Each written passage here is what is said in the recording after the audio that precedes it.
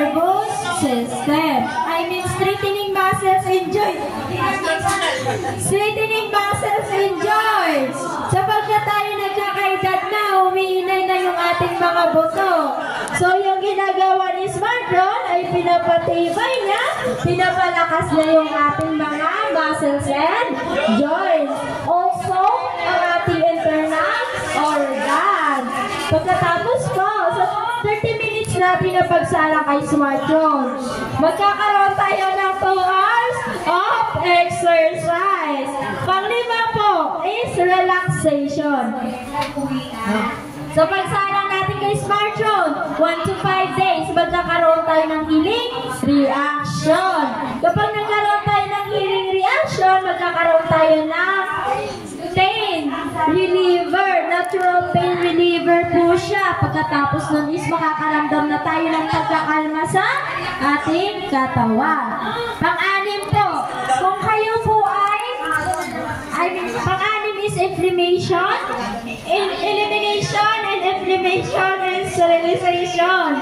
Kung kayo po ay may pamamaga sa loob ng katawan at sa labas, may mga bukol po kayo, babawasan po at wawalain po ni Smartron. Kung kayo po ay may mga sugat, ay kanya po papatayin ang bacteria. Gamit po ang ating light emitting diode. In short po is medical LED. Pang-pito po is regeneration of cells. Sabagkat tayo nagkakaedad na. So, kailangan natin yung tulong ni Smartron para yung mga unhealthy cells natin ay mabuhay ulit. Magiging good cells siya. Pang-walo po is decomposition of cellulites. Ito po ay makikita sa legs.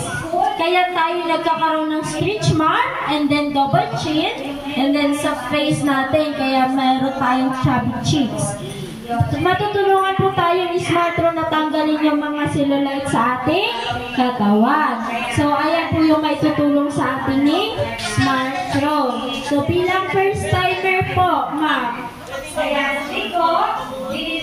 Bilang first timer po, meron po kami pinapagawa na urine test.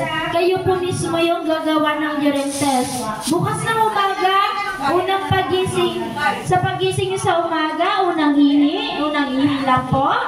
Ilalagay nyo po siya sa malinis na plastic bottle at isip aside nyo po siya sa 5 araw. Na hindi po mainom ng mga anak nyo, itago nyo po ng mabuti, baka sabihin nila iced tea to. Okay? So, pagkatapos po niyan, sa 5 araw, makikita nyo na pong resulta. Kung may makikita kayong bumubula, ibig sabihin po, possible na meron kayong sugar. Dito po, kapag bumubula. Dito naman po, kapag nagmamantika, pag may nakita kayo, possible na meron kayong cholesterol. At dito naman sa ilalim na na puting lasa, tapos parang buhangin na puti, possible na meron kayong uric acid. So, Ma'am Anna and Ma'am Mary, clear naman po yung explanation ko. Naintindihan naman po. Opo. Maraming salamat po. Mga ka-adamin, anong sasabihin sa first timer? First timer! We love first timer! Okay, maraming salamat po. Meron po bang second timer dito? Pakitaas ang kamay. Third timer. Fourth timer. Fifth. Wala na. Isang yay naman para sa mga regular. Yay! O, dahil dyan, pakitaas ang kamay nang gumagamit ng Smartron belt.